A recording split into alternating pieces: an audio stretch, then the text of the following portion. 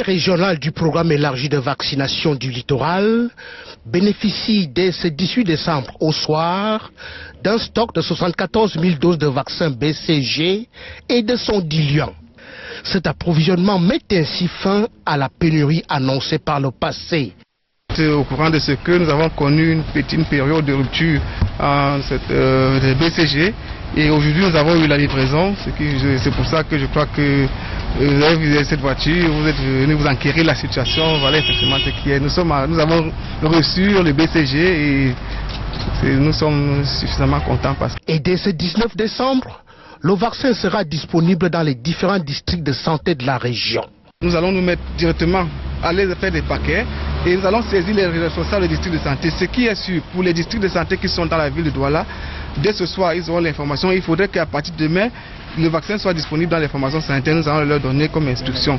Maintenant, nous allons aussi faire en sorte qu'au plus tard, après-demain, dans les formations sanitaires des autres formations des autres districts de santé qui sont hors Vouri, qu'ils puissent aussi bénéficier, qu'ils puissent venir se ravitailler. Outre ce vaccin BCG, le bordereau de livraison du programme élargi de vaccination affiche également 27 300 doses de vaccin contre la diphtérie, 39 600 doses de vaccin contre la pneumonie, 9 100 doses de vaccin contre la poliomyélite, 10 200 doses de vaccin contre la fièvre jaune, entre autres. Il faut préciser que la rupture de stock du vaccin BCG n'aura duré qu'une semaine en fait dans le littoral. La région ayant opéré un redéploiement interne entre ses centres de santé, plus ou moins sollicités par les patients. Boya, dans la région du sud-ouest, aura son stock ce 19 décembre.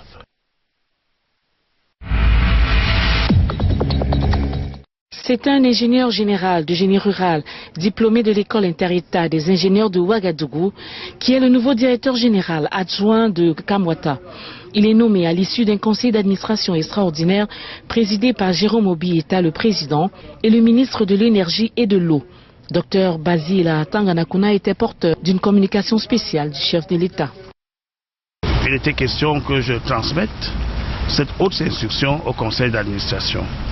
Et le conseil a délibéré et M. Bichoka Jean-Pierre a été nommé directeur général adjoint de la Kamwata en remplacement de M.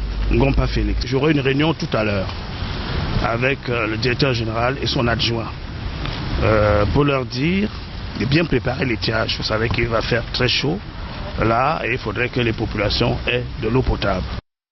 Les défis sont nombreux pour le nouveau promu qui vient de bénéficier de la confiance du chef de l'État. Il est d'ailleurs conscient de la lourde tâche qui lui a été attribuée. C'est beaucoup plus un appel à beaucoup d'ardeur au travail. C'est une lourde tâche, effectivement. Et vous comprendrez que je serai beaucoup plus déterminé que par le passé. À côté du DG, pour qu'on mène à bien la mission qui aujourd'hui est la nôtre.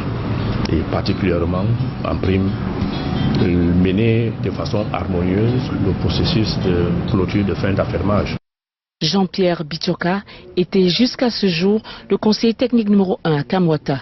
Et c'est lui qui a d'ailleurs initié et conduit le processus d'élaboration du plan d'action national de gestion intégrée des ressources en eau du Cameroun.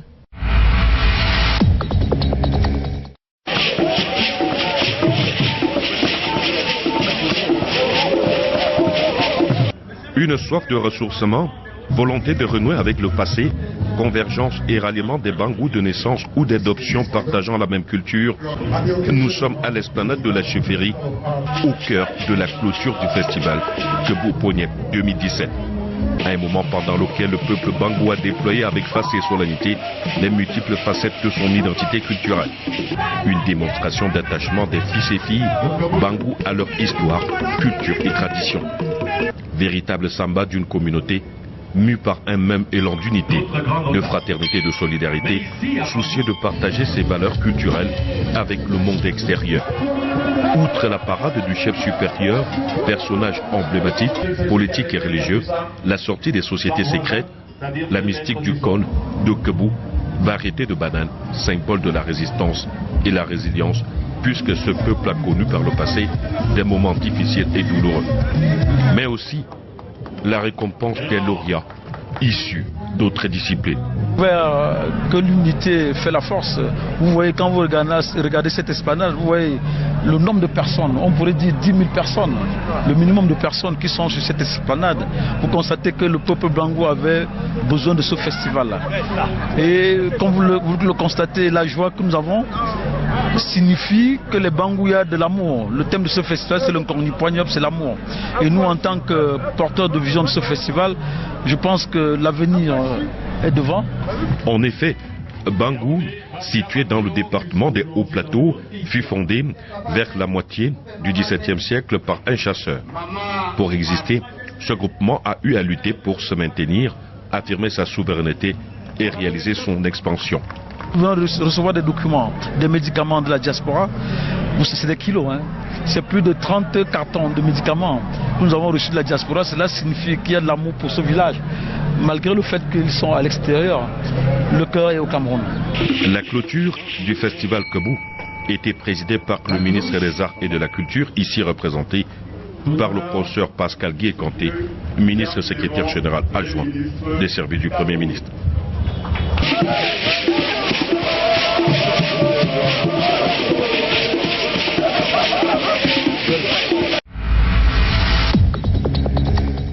Près de 55 000 migrants et réfugiés sont entrés en Europe par voie maritime en 2017 selon l'OIM et au moins 5 000 migrants ont trouvé la mort en Méditerranée selon les Nations Unies. Des chiffres parfois euphémistes pour ne pas suffisamment attrister un monde déjà bouleversé. À l'occasion de la Journée internationale des migrants, il est urgent de reconnaître la valeur humaine qu'incarnent les migrants. Je souffre de voir la façon dont on dépeint les migrants et dont on les prend pour boucs émissaires. Nous devons agir en faveur de la cohésion sociale. Pour Antonio Guterres, secrétaire général de l'ONU, le problème de la migration clandestine est le mauvais rôle que jouent les États dans la répartition des richesses et le partage du pouvoir. Les réfugiés, les déplacés, les migrants ne sont pas le problème. Le problème tient au conflit, à la persécution et à la misère inéluctable. Migration sans danger dans un monde qui bouge. Tel est le thème de cette année. Occasion donnée de dissiper les préjugés et de sensibiliser l'opinion sur la place importante du migrant dans le monde. Le rêve de ballon d'or africain de Vincent Aboubakar vient d'être brisé. Le nom de l'attaquant camerounais de 25 ans ne figure pas dans la liste finale rendue publique par la Confédération africaine de football ce lundi midi. Un trio final constitué de l'Égyptien Mohamed Salah, du Gabonais Pierre-Emerick Aubameyang et de Sadio Mané du Sénégal. L'absence du champion d'Afrique suscite plusieurs réactions. Aboubakar Vincent, la dernière fois qu'il a joué, moi je l'ai trouvé très bon dans son jeu et je suis vraiment un peu déçu qu'il ne soit pas primé parce qu'il m'a fait rêver. Moi, de mon point de vue, je trouve que ça c'est anormal, vu ses compétences. À Cannes, faut déjà avoir en main les critères retenus par la CAF. Mais de ce qui est de mon point de vue personnel, je partage cet avis. Donc comme vous voyez, ceux qui ont été retenus, ils jouent quand même dans le top 3 des championnats européens. Pourtant, Vincent Aboubakar a tout connu, ou presque, en 2017. 19 buts avec le Beşiktaş Istanbul lors de la saison 2016-2017, avec un titre de champion de Turquie à la clé. 21 buts, toutes compétitions confondues en club avec le FC Porto cette saison, dont 5 buts prestigieux en Ligue des Champions, sans oublier ce chef-d'œuvre en janvier dernier à la CAN au Gabon. Autre déception, Hugo Bros, absent de la shortlist finale des meilleurs entraîneurs africains de l'année. Le Cameroun ne pourra prétendre qu'au titre de Ballon d'Or féminin avec la présence d'Aboudi Onguéné et à celui du titre de meilleure équipe nationale africaine masculine de 2017. Verdict le 4 janvier à Accra au Ghana.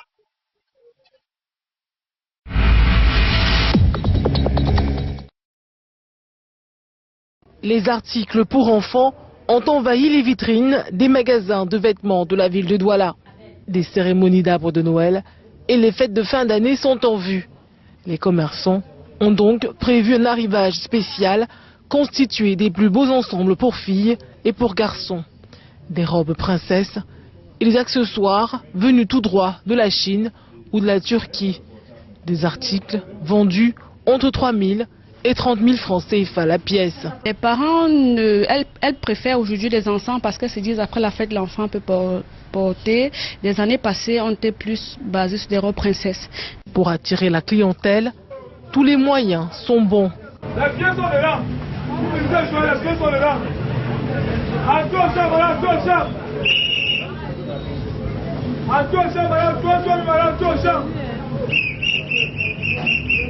Une clientèle qui a d'ailleurs du mal à trouver son compte au regard des prix pratiqués.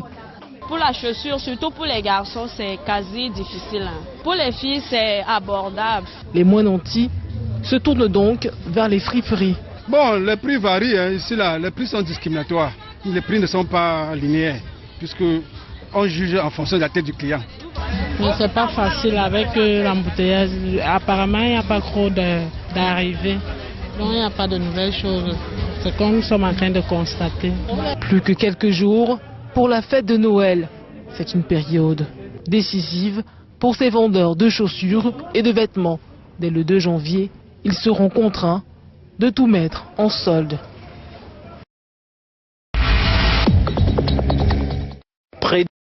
Près de 55 000 migrants et réfugiés sont entrés en Europe par voie maritime en 2017 selon l'OIM. Et au moins 5 000 migrants ont trouvé la mort en Méditerranée selon les Nations Unies. Des chiffres parfois euphémistes pour ne pas suffisamment attrister un monde déjà bouleversé. À l'occasion de la Journée internationale des migrants, il est urgent de reconnaître la valeur humaine qu'incarnent les migrants. Je souffre de voir la façon dont on dépeint les migrants et dont on les prend pour boucs émissaires. Nous devons agir en faveur de la cohésion sociale. Pour Antonio Guterres, secrétaire général de l'ONU, le problème de la migration clandestine est le mauvais rôle que jouent les États dans la répartition des richesses et le partage du pouvoir. Les réfugiés, les déplacés, les migrants ne sont pas le problème. Le problème tient au conflit, à la persécution et à la misère inéluctable. Migration sans danger dans un monde qui bouge. Tel est le thème de cette année. Occasion donnée de dissiper les préjugés et de sensibiliser l'opinion sur la place importante du migrant dans le monde.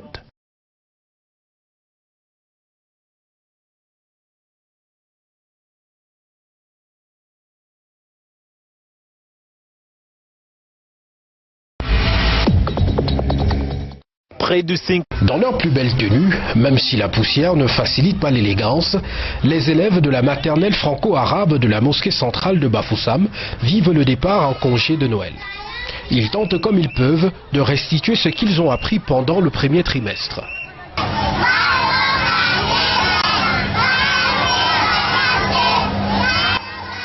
Les parents suivent avec attention leur progéniture. Une première expérience pour Madame Moustapha, très contente de sa première fille en prématernelle. Je suis anglophone, je bricole seulement le français. L'enfant a déjà appris quelques notions, par exemple, elle peut déjà citer les 7 jours de la semaine, elle peut aussi chanter l'hymne national. Elle sait aussi se présenter, comme par exemple donner son nom, le nom de son établissement et de sa maîtresse.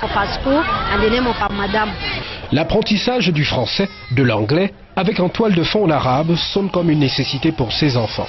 Nous avons décidé de mettre cette école en place pour que ça puisse former les enfants, nos enfants camerounais, la langue arabe. Parce qu'ils peuvent se retrouver un jour dans un milieu arabe, qui ne soit pas perdu.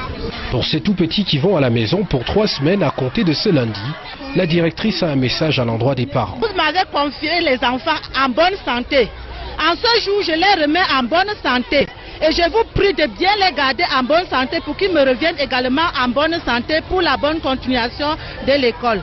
Des cadeaux sont remis aux tout petits pour un départ en congé de Noël mérité à l'école maternelle franco-arabe de la mosquée centrale de Bafoussam.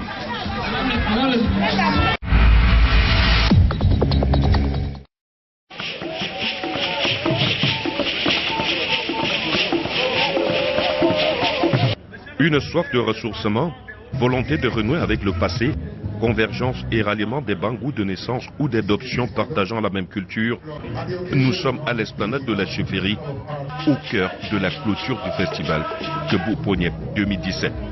À un moment pendant lequel le peuple Bangou a déployé avec face et solennité les multiples facettes de son identité culturelle. Une démonstration d'attachement des fils et filles Bangou à leur histoire, culture et tradition.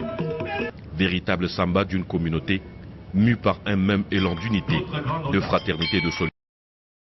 118 milliards de francs CFA pour financer le programme d'appui à la compétitivité et à la croissance économique. Le prêt accordé à l'État du Cameroun ce 15 décembre par la Banque africaine de développement permettra l'exécution du passé sur la période 2018-2020. Il s'agit là non seulement au-delà de l'appui financier, mais c'est surtout les réformes qui vont appuyer ces différents investissements et mieux soutenir le programme de développement du pays. La France, à travers l'Agence française de développement, soutient les efforts de redressement économique du Cameroun.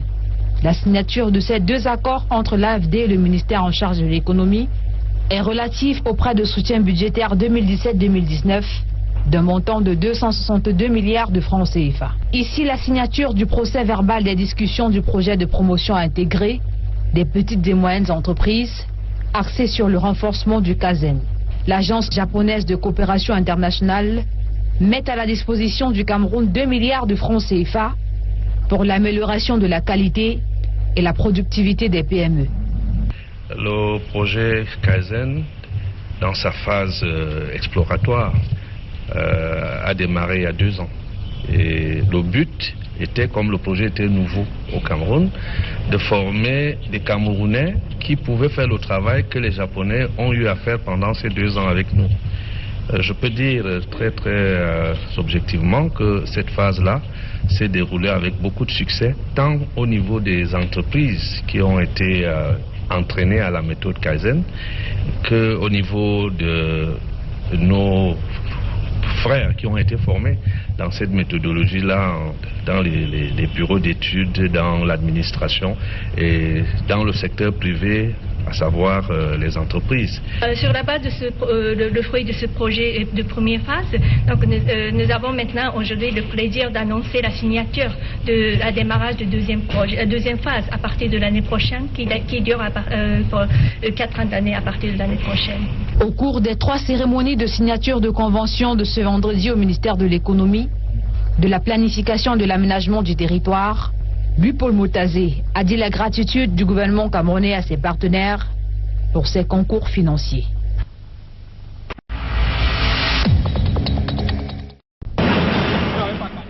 Opération de charme de la SOPECAM auprès d'Elections Cameroun.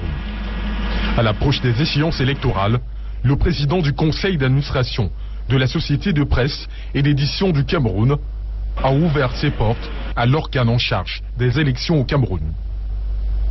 Du service PAO aux machines d'impression ultra performantes, en passant par une chaîne de finition, les membres d'Elections Cameroun ont découvert tout l'arsenal à la disposition de la SOPECAM. Alors nous avons contacté les intérêts professionnels qui étaient le personnel est à l'heure et avec la nouvelle dame nous sommes rassurés du côté du matériel, il n'y a pas de problème. L'imprimerie de la société dispose également d'une chaîne de livres unique en Afrique centrale et permettant de produire les documents électoraux et les rapports généraux sur le déroulement des élections.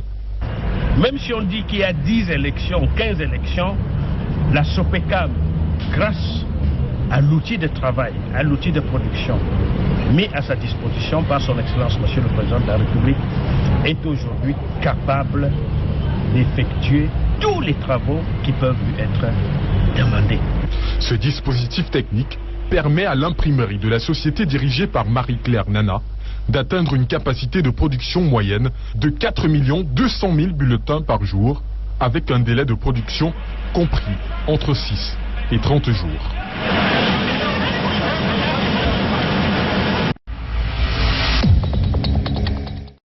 Après une année d'intense activité, la mutuelle du personnel du secrétariat exécutif de Synergies africaines fait son bilan. Le 15 novembre dernier, Synergie africaine a célébré son 15e anniversaire. L'histoire de cette organisation humanitaire créée le 15 novembre 2002 par son Excellence Madame Chantal Biya, la première dame du Cameroun. 15e anniversaire, mais aussi plusieurs promotions au sein de l'équipe, bilan globalement satisfaisant. Je tiens solennellement à féliciter le bureau sortant. Je dis sortant, est-ce qu'il est déjà sorti? Sortira-t-il? Mais je tiens à vous féliciter. Des discours et davantage de la détente avec de nombreuses prestations. Synergies africaines, grâce aux activités de fin d'année, a offert des dons aux nécessiteux, un signe de solidarité et de fraternité à pérenniser.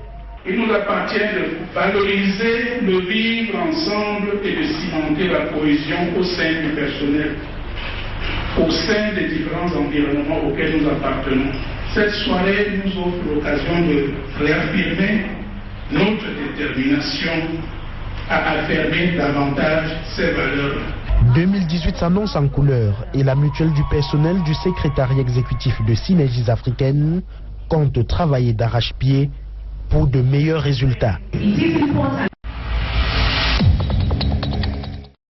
Un attroupement presque inhabituel au stade de la Benoué, au quartier Elik-Djoua ici à Yaoundé. Jeunes et parents se sont réunis pour assister à la première édition du tournoi de foot mix Festi-Noël, l'enfant des rails.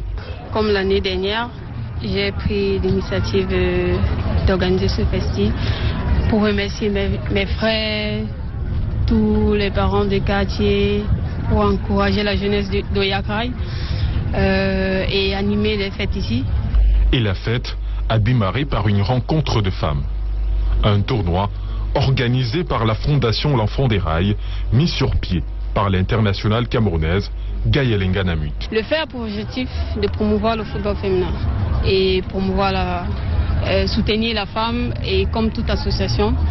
Et voilà. Et nous allons mettre plus l'accent dans le football en créant une académie, comme j'ai dit il y a quelques temps. Et nous allons mettre ça sur pied en 2018. Le Festi-Noël l'Enfant des Rails, qui a débuté le 16 décembre, s'achèvera le 30 du même mois. Voilà.